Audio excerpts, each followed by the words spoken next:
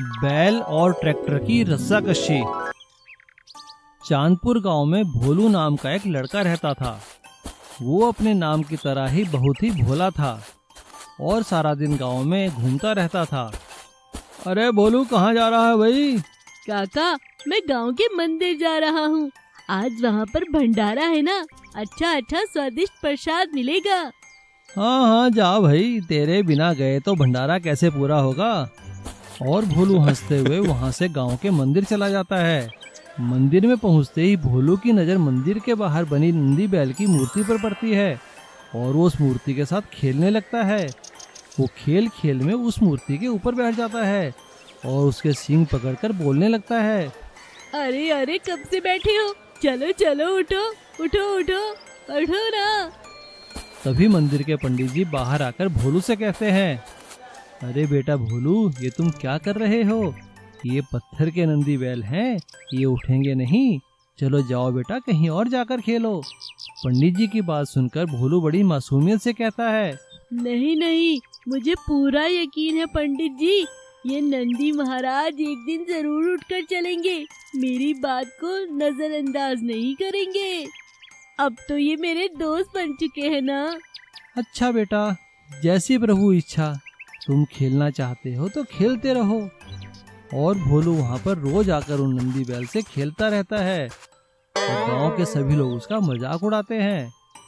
एक दिन जब भोलू नंदी बैल से खेल रहा था, तभी वहाँ पर विजय नाम का एक लड़का अपना ट्रैक्टर लेकर आता है। वे सभी भोलू का मजाक उड़ाने लगते हैं। पगला भोलू, देखो तो क्या कर रहा है। हाँ हाँ, देखो तो कैसे पत्थर से खेल रहा है। अरे ये तो पागल है, चलो चलो हम लोग ट्रैक्टर की सैर करते हैं। बच्चों को अपना मजाक उड़ाता देखकर भोलू उन बच्चों से कहता है, देख लेना, मेरे नंदी महाराज इस ट्रैक्टर को निकाल कर भगा देंगे। अच्छा, तुम्हारे नंदी बैल उठेंगे, मेरे ट्रैक्टर से रस्साकशी करेंगे।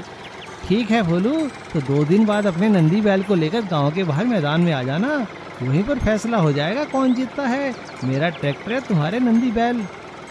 और सभी बच्चे हंसते हुए वहाँ से ट्रैक्टर पर चले जाते हैं। बच्चों के जाने के बाद भोलू रोने लगता है और वो नंदी बैल से कहता है, नंदी महाराज उठो ना।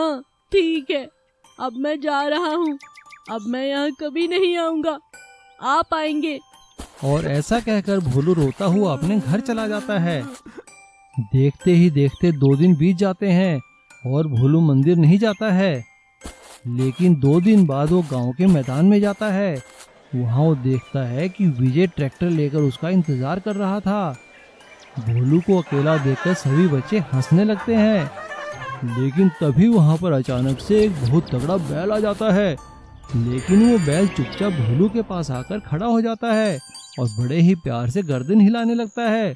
भोलू उसको प्यार करता है और उसे नमस्कार करते हुए कहता है, अरे अरे, मेरे नंदी महाराज आ गए। आओ महाराज आओ, इस ट्रैक्टर को निकालो और फेंक दो बाहर। देखो, मेरे नंदी महाराज आ गए। मैंने कहा था ना। माँ, तुमने देखा ना? देखो देखो, सब लोग देखो।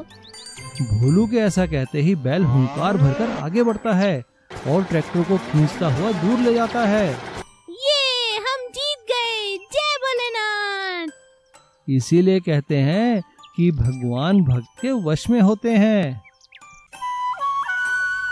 लालची वड़ा पाव वाला। भोलापुर गांव में राजू नाम का वड़ा पाव बेचने का एक व्यापारी रहता था। उसकी बीवी वड़ा बनाती थी और वो उसमें पाव डालकर बेचता था। उसका काम अच्छा नहीं चल रहा था। जो भी ग्राहक एक बार उसके पास आता, वो दोबारा नहीं आता था। यह देखकर एक दिन राजू ने अपनी बीवी से कहा, मुझे अब समझ में आया कि मेरा धंधा क्यों नहीं चल रहा है। तुम्हें वड़ा बनाना आता ही नहीं है। ये क्या कह रहे हो जी? मैं तो वड़ा ठीक से ही बनाती हूँ। अरे क्या ठीक से बनाती हो? अगर बढ़िया बनाती तो बिकते ना।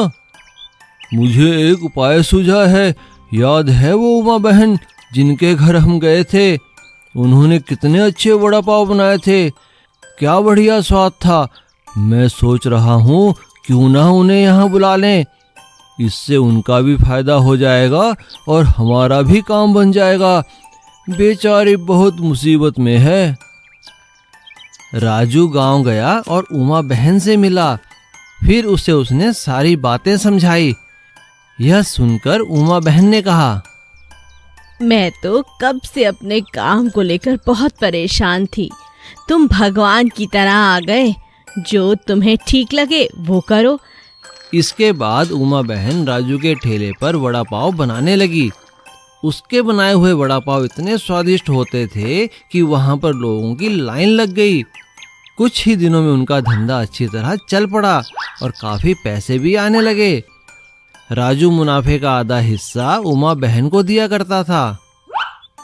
यह देखकर राजू की बीवी के मन में ईर्ष्या जागने लगी। एक दिन राजू की बीवी ने राजू से कहा, मैं सोच रही थी एक पकवान बनाने के सिवा ये और क्या करती है। सारा काम तो आपका जमाया हुआ है। पूरा मुनाफा आधा ही उसे दे देते हो, ये ठीक नहीं। तो तुम ही बताओ ना कि हम क्या करें। उसकी देखा देखी मैंने भी सब कुछ सीख लिया है। मुझ पे भरोसा कीजिए, बिल्कुल उसी की तरह बनाऊंगी। अपना घर देख उसकी चिंता छोड़ो। दूसरे दिन राजू ने उमा बहन को अपने काम में हिस्सादारी देने से मना कर दिया और उन्हें कहा कि अब मैं अकेले ही काम संभाल लूंगा। अब हमें आपकी आवश्यकता नहीं है। यह सुनकर उमा बहन ने कहा, तुम्हें जो ठीक लगता है करो भैया, पर एक बात जान लो कि खाने के धंधे में स्वाद ही सबसे ज्यादा अहमियत रखता है और मेरे पकवान खाने से धंधा अच्छा चल रहा है। अरे तुम तो लालची हो गई हो। तुम समझती हो तुम्हारी वजह से मेरा काम चल रहा है। मैंने तुम्हें काम दिया और अब मैं ही तुम्हें काम से निकाल रहा हूँ। जाओ यहाँ से।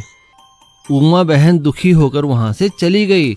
उसने अपने बचाए हुए पैसों से अपना ही अलग ठेला लगा लिया। उसके बच्चों ने उसे नया ठेला लगाने में मदद की। उमा की मेहनत सफल हुई और उसका काम चल निकला।